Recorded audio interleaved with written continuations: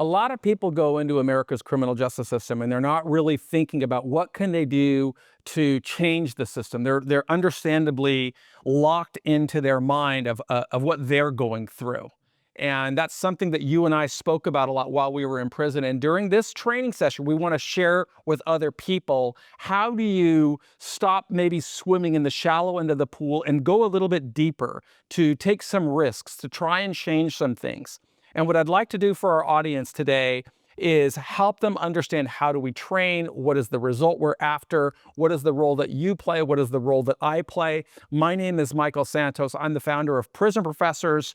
We're a nonprofit that focuses on really changing the entire system. None of that would be possible without the friendship I have with you, Justin, and the work that you do. So why don't you introduce yourself to this audience, and we'll talk a little bit about how we met and what we do to try and change this system for people. Thank you. So my name is Justin Paperny, Director of White Collar Advice. I met you a very long time ago in 2008 in federal prison. And you mentioned something about, like, it's easy to be so immersed in your own life. You're not thinking about prison. I never thought about prison until I went to prison. And that's really common with people who I meet who are like, I never thought about prison, how I could help, until I went to prison or I have a loved one in prison. I remember telling you, we're walking around the track. You're like, so JP, what does life look like after prison? I'm like, it's great. I'm just going to go sell real estate again. And you're like, let me ask you some questions. Is it realistic, with a federal fraud conviction owing restitution while you're on probation, that you're going to be able to keep your license? Well, I want to pause you right there, because I wouldn't have asked the question that way.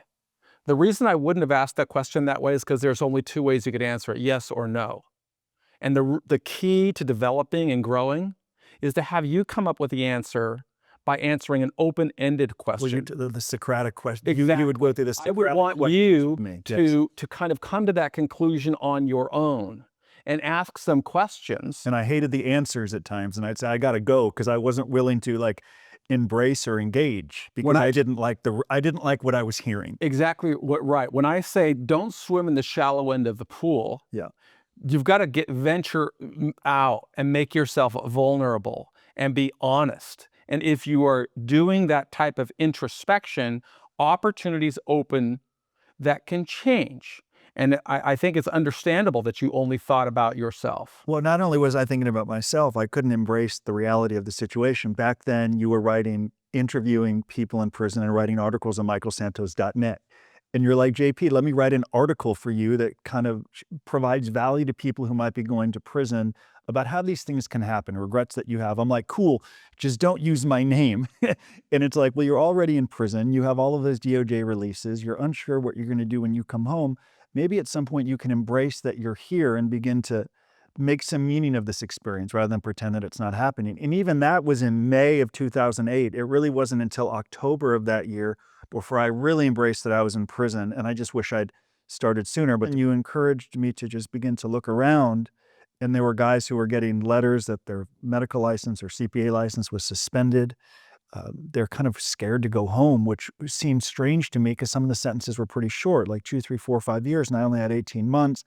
Coming back from visits, very distraught. You'd think visiting in prison would be a great day. I saw, like, real hopelessness.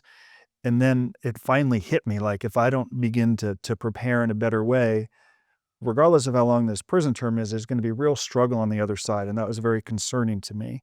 But it still took a very long time to embrace that there might be a different way. So I think there's a lot to unpack there. And what we're going to be doing here in this series of videos is really taking, I think, our audience in an organic way of how do we have a nonprofit, which I run, which is to focus on macro changes within the system, and a boutique consulting firm, which you launched and you run, which provides high touch point individual consultation, something I don't do. You mentioned that I interviewed you, or I started to interview you to ask about your background about white collar crimes. And because in the beginning, I didn't start this when I met you. I had already been incarcerated for longer than 20 years. And I knew that my real aim and focus was going to be wanting to make an impact on the world. And to make an impact on the world, I wanted to change America's prison system. There's a lot that people don't understand about America's prison system. I look at it as one of the great social injustices of our time, and something that could give meaning to the long sentence that I was serving is by working to improve outcomes for everybody who went in. And when I wanted to write your story, you could eventually build what is now your company, and your company could generate revenues that would move the needle in creating something bigger that could influence every person in prison. And you should talk a little bit about how that began. It began, not only was I scared to see people getting ready to go home unprepared, I felt I lost sight of the values my parents had raised me to be, my coaches, and I was kind of selfish in my 20s. I thought about myself. I wouldn't help you if you couldn't help me. It was very transactional. And you don't like to be glamorized and how great it is, but you just wanted to provide value. So even before I went to prison, I knew Michael Santos because I was reading your blogs. I didn't read them all, but I read some. It's like, hey, he just wants to help people. So in prison, learning alongside you, I'm like, maybe if I can embrace that I'm here, I can try to provide some value. And I started to do some writing. It was just so-so, to put it lightly. And you helped me create a message that would help a doctor, a lawyer, a mom, a brother, a son whose loved one is going to prison, read it, and maybe provide a glimpse of what they could expect in prison. So we wrote a blog, we sent it home, we didn't know what would happen from it. But this whole business as it exists today started in this quiet room, you suggesting, maybe you can share some insights with the world. I'm happy to help you, but it's got to be authentic, it's got to be honest, provide some value. And through that, people came across the work, and upon my release, continued to build this business that really started with these conversations we had in prison. Because a guy like me, when you go to prison, I thought it would be like what you see in Shawshank or Cool Hand Luke, what you see sensationalized. That's what I thought life would be. And it was fundamentally different in a camp. But then also, so much of how poorly I prepared for sentencing, working with lawyers, just even responding to a government investigation, I made matters worse. So we said, let's try to help people. And we started that process in 2008. Yeah, I'll always be just like totally open and honest. And my mission is not really to help people. It's to change the system. It is to make an impact on the world so that our nation no longer leads the world in incarcerating people. It is to help citizens understand that prisons are as close to communism as we have in the United States. When you go to prison, the system takes away your liberty, but it also takes away your ability to learn, your ability to prepare for success upon release. It serves the agency and the state more than it serves the individual. Meaning, and which is very different from in America. In America, the harder you work, the more opportunities open for you. Anybody can rise to any level they want in the United States. But in prison, the only thing that matters is the turning of calendar pages. The system will tell you where to work, where to sleep, what to eat, when you can visit, when you can talk on the phone, what books you could read. It blocks so many things that it leaves people less like. The longer we expose people to corrections, the less likely they are to function as law-abiding citizens upon release. So I don't want to make anybody feel that I'm some type of a saint, because I'm not.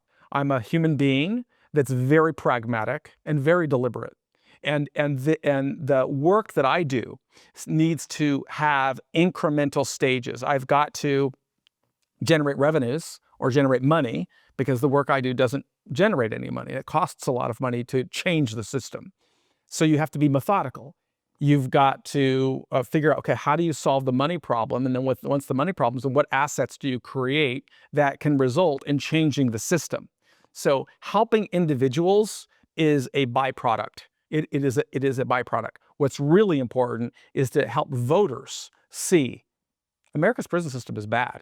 It does not create law-abiding citizens. It doesn't focus on the result. What's the result that we want? We want people who are coming into the system to emerge as law-abiding, tax-paying, contributing citizens, able to earn a living, be good fathers, be good sons, be good husbands, be good wives, be good mothers, just be American citizens. But the system doesn't create that result. We focus on the process. Lock them up, have them serve this many period of time, and then the result comes and they say, oh, it's not our fault. Look, we locked them up. These people can never learn. It's a bad system. And my mission it has always been bring systemic change to influence the lives of millions of people. Your role is to do that, helping people. And that's the big differentiator between us. And so what we're going to do with the rest of these videos, and there's going to be a series here, is we're going to talk about, what got you here, won't get you there. And we're both in a different position today than we were years before. And I think that's really the message you try to give to the people who do work with you is look at the future. What seeds can you sow today so that you could become something more? Well, that actually kind of closes the loop on what you just said, because while you say it's not directly to help people, when I was in prison in '08, you taught a class behind the warehouse, and there's a warehouse. But it was systemic. But it was a reason. You said something similar to everyone in the room about my mission to change and incentivizing excellence. I don't even know if you'd begun to write Earning Freedom yet, but it was close. But you then said, regardless of this experience or circumstances, you have to prepare regardless. You have an opportunity. So I hope in other videos we'll talk, what does those preparations look like? And how can people, regardless of a system that I read one time in a book you wrote, I think it was Extinguishing Hope, Perpetuating Failure Along. How can you prepare regardless? And how we talk about that because it's very important to people. What we're going to do is in the next video, we're going to share what do we stand for? What are we building? What's going to be the result? We are a results-oriented nonprofit that does not generate revenues. I'm really grateful to you for offering those weekly webinars. In fact, you might want to close this video by just talking about those weekly webinars. So every Monday at 1 p.m. Pacific, 4 p.m. Eastern, we have a weekly webinar. I lead them with the team. We'll bring on subject matter. Every webinar, at least an hour, come with questions. We answer them all. If you miss it, we put up the replay the next day on the White Collar Advice site. And that's the emphasis I would like to close out with. Come with questions. Don't go to a webinar and expect to sit there and listen to a tutorial of some guy talking. It's a workshop. It's engaging. You've got to bring your questions and ask, because if you don't ask the right questions, you can't start architecting a plan to success. In the next video, I'm going to show you how I have begun to start architecting a plan to success to change America's prison system. And so we'll be right back.